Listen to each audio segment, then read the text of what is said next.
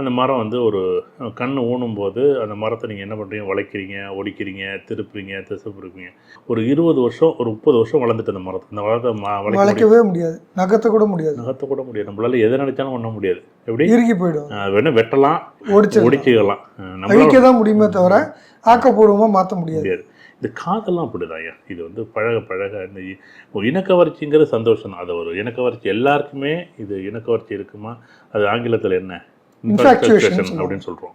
இந்த இனக்கவர்ச்சின்னு சொல்லும்போது புதுசாக கூட நிறைய பேர் என்ன அப்படி சொல்கிறாங்களேன்னு கூட கேட்பேன். அதுக்காக தான் கேட்டேன். இந்த புரிதல் வந்து எப்படின்னா, ஒரு 17 வயசுலேருந்து 21 வயசு வரைக்கும் நீங்கள் செய்யக்கூடியது இந்த காலகட்டங்களில் ஏன்னா படிக்கக்கூடிய வயது இது. இந்த படிக்கக்கூடிய வயதில் வந்து அது ஒரு குதூகலமாக இருக்கணும், சந்தோஷமாக இருக்கணும். ஆனால் அப்போ எடுக்கக்கூடிய முடிவுகள் எல்லாமே சரியான, அதுக்காக நான் ஜோதிடம் படிங்கன்னு சொன்னது காரணம், இப்போ இது நல்லதும் வரும், கெட்டதும் வரும். இது வந்து இப்படியே எல்லாருமே காதலிச்சவங்க எல்லாம் கல்யாணம் பண்ணிட்டு போயிடுவாங்களா என்ன? இல்லையே. காதலிச்சவங்க கல்யாணம் பண்ணாமலே போயிடுவாங்களா என்ன?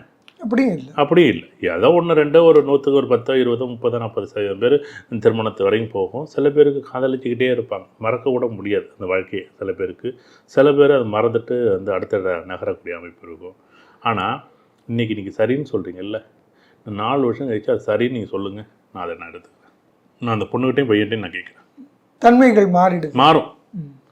எல்லாருமே அப்பா அம்மா எல்லாருமே காதலுக்கு எதிரியே கிடையாது. அப்பா அம்மாவை எதிரி மாதிரி பார்க்குறாங்க பிள்ளைங்க எல்லாம். அதெல்லாம் வேண்டாம். திருமணம் வந்து பெரிய ஒரு பந்தம், அதுக்கு அடித்தளமாக இருக்கக்கூடியது இந்த காதல். இது வந்து எல்லாருடைய வாழ்க்கையிலையும் காதல் வந்து சக்ஸஸ் ஆகணும். காதல் மட்டும் இல்லை, இலக்குகளும் சக்ஸஸ் ஆகணும், வாழ்க்கையும் சக்ஸஸ் ஆகணும். அதுதான் எங்களுடைய வேண்டுகோள். கடவுளோட ஆசீர்வாதத்திலையும் பிரபஞ்சம் பஞ்சபூதங்களோட ஆசீர்வாதத்திலையும் இந்த வீடியோ பார்க்குற ஒவ்வொருத்தருடைய வாழ்க்கையும் இலக்குகளும் வாழ்க்கையும் ஜெயிக்கணும் அப்படின்னு நான் வேண்டிக்கிறேன். நன்றி. ரொம்ப நன்றி. நன்றி சார்.